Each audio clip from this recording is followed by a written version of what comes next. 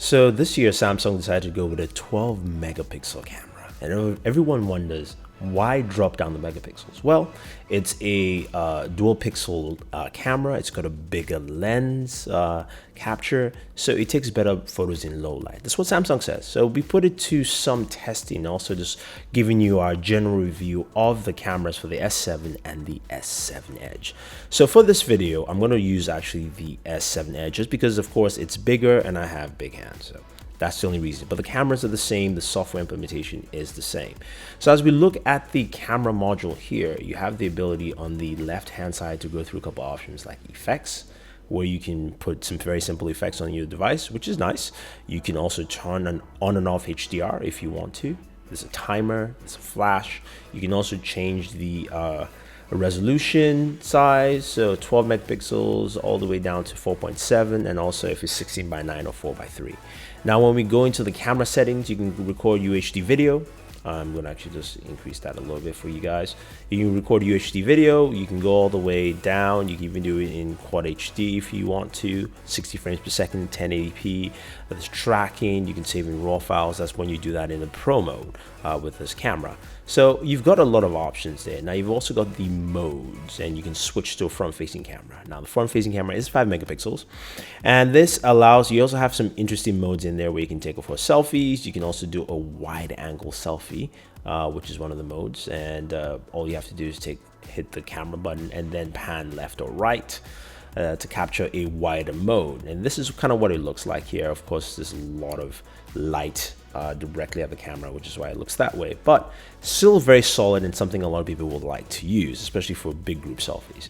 Now in terms of other functionality, you have a bunch here: hyperlapse, food mode, panorama. The Pro mode has gotten a little boost, I would say. So of course you've got the ability to change things like your ISO, your white balance, things like that. While taking photos. You can also do some of that in video now, which is actually pretty cool, which means while you're recording video, you can actually change things like your white balance in the Kelvin range. So no longer just preset modes, but you can also save those as custom settings. So while I'm recording, I can go to white balance, I can change the Kelvin.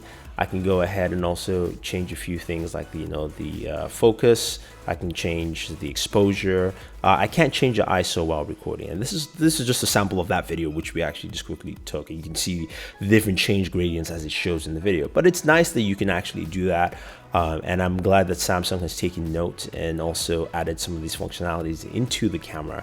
You can see I messed with the manual focus there. So those are the things you can do, and it's cool. I mean, because if you really want to get in depth into some of your camera or video taking with this phone, it gives you a lot of flexibility in there to do that. So I think a lot of people will like that with the S7 and the S7 Edge.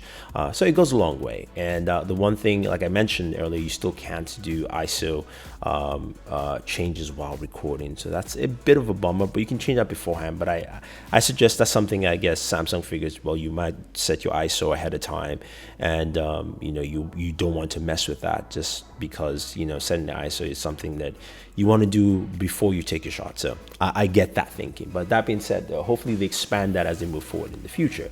Now, a couple of other modes that they do have here. One that's interesting is the video collage. We saw that in the promo video. I think it was the Thai promo video, which allows you to do 4 videos in a quad screen setup. And basically, you go ahead, set that up, hit record, and you take whatever you want to record in that quad setup. And we're going to show you a little clip from that video, and that's it right there. We did that a little earlier, and it shows you just 4 different videos. You can see the 4 different videos in the quad setup, and something it's nice for stuff like Instagram if you want to actually post that up and share, and it makes a lot of sense there.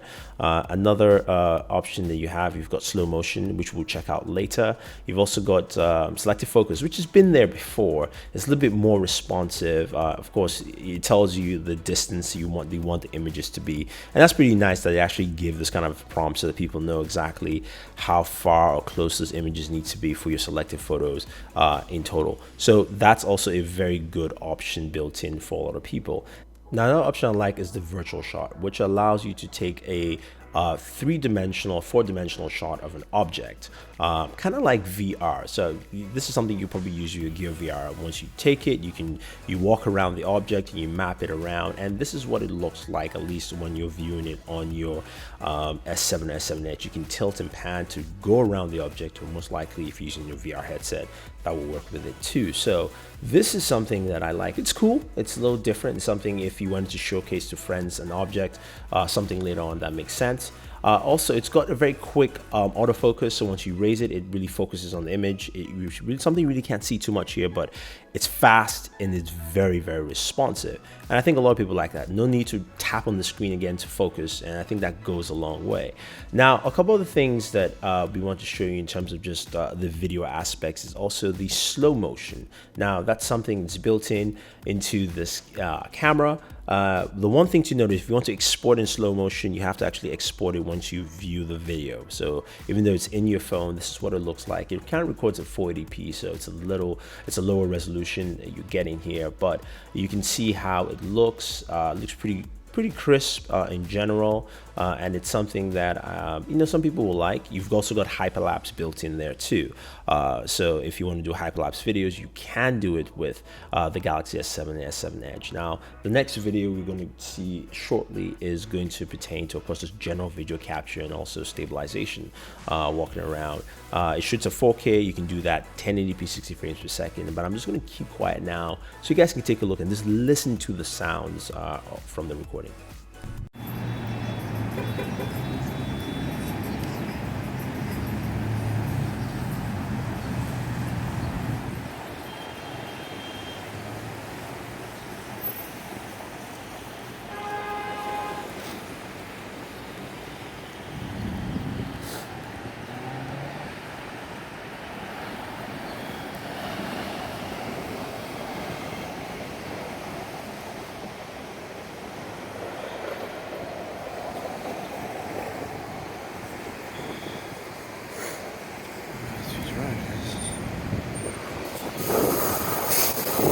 Another aspect, of course, is image quality. Now, the Galaxy S7 does a fantastic job. Daylight, also nighttime, and it clearly shows the amount of detail you get with this camera. Especially in daylight, it is absolutely phenomenal.